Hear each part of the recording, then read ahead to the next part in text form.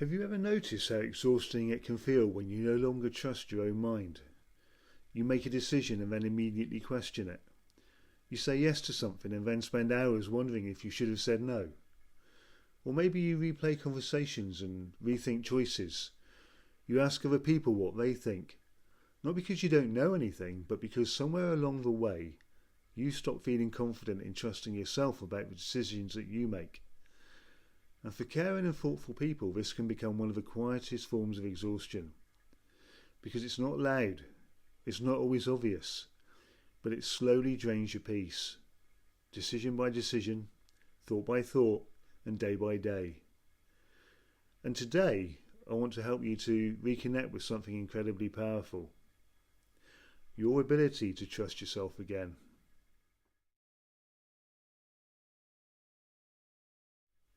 Hi, I'm Dave and welcome to today's MindCraft, a channel dedicated to caring and overwhelmed people who want to calm their minds, overcome self-doubt, and build lasting self-esteem and resilience. And just before we begin, I want to remind you of something important. You don't need to have every answer immediately to trust yourself. Sometimes self-trust is simply the calm willingness to listen inwardly, instead of endlessly searching outside of yourself, which is something we tend to do when we have self-doubt. So let's in a gentle way explore this together. Self-trust rarely disappears overnight.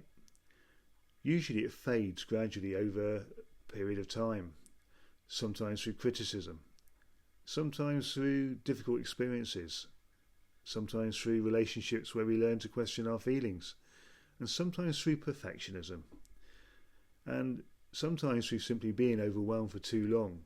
And when life feels mentally busy, the mind starts looking for certainty everywhere. It starts asking, what if I get this wrong? What if I upset someone? What if this decision backfires? What if I regret it? Do any of these thoughts sound familiar to you? And while those thoughts may seem protective, they slowly teach your nervous system that your own judgment is not safe. So instead of trusting your first instinct, you overanalyze, you overprepare, you overcheck. And eventually you stop hearing your own inner compass clearly. Not because it disappeared, but because fear became louder than the wisdom. And I want to share this thought with you. Imagine your inner wisdom is like a compass. And a compass always knows where north is. It doesn't panic, it doesn't rush, it simply points. But in the middle of a storm, when the wind is loud and the rain is relentless, it can feel difficult to read. And this is what overthinking does. It creates your very own mental weather system. Worry, fear, urgency, pressure, other people's opinions, past disappointments. All of it becomes noise. And the more noise there is, the easier it is to assume the compass has stopped working. But it hasn't. Your inner wisdom hasn't left you. The storm is simply making it harder to hear. And this is why calm matters so much, because when you calm your mind, your direction becomes clearer.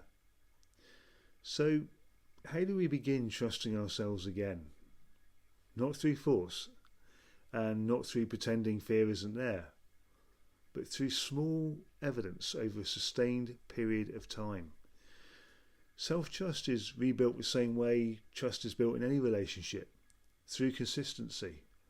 So begin with small promises to yourself, tiny ones you can keep for yourself.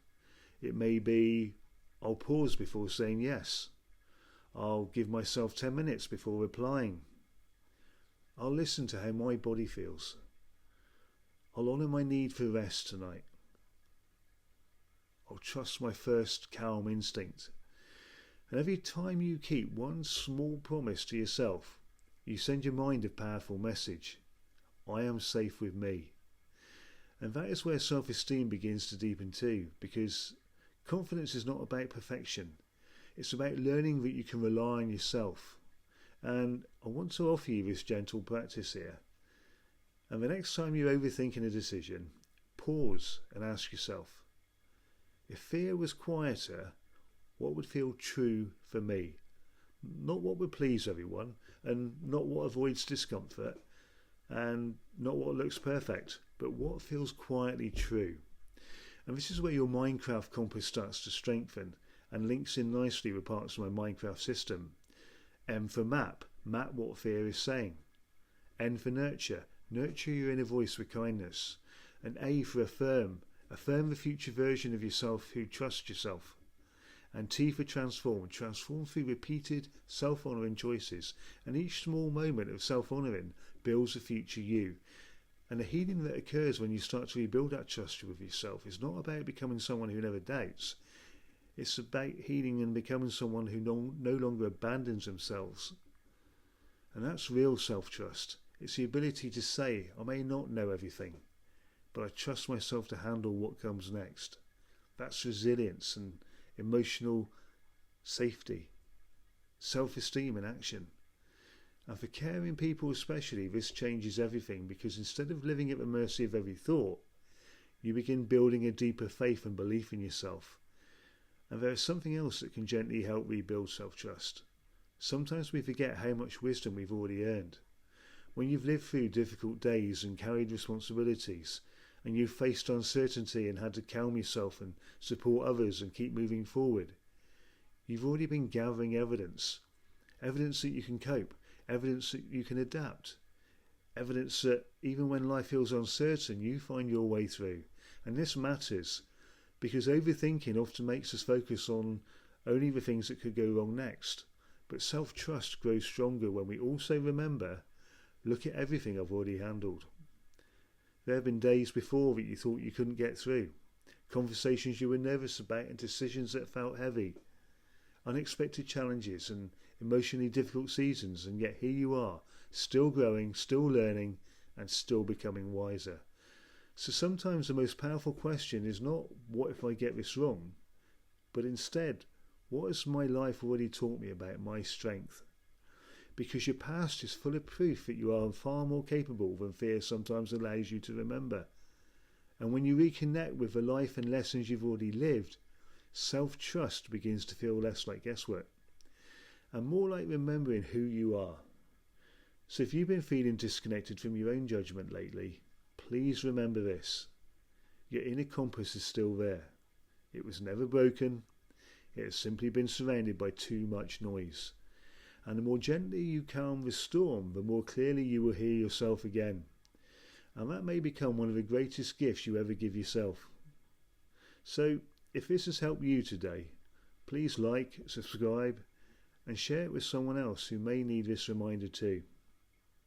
Thank you for being here. Take good and kind care of yourself, and I'll see you in the next video.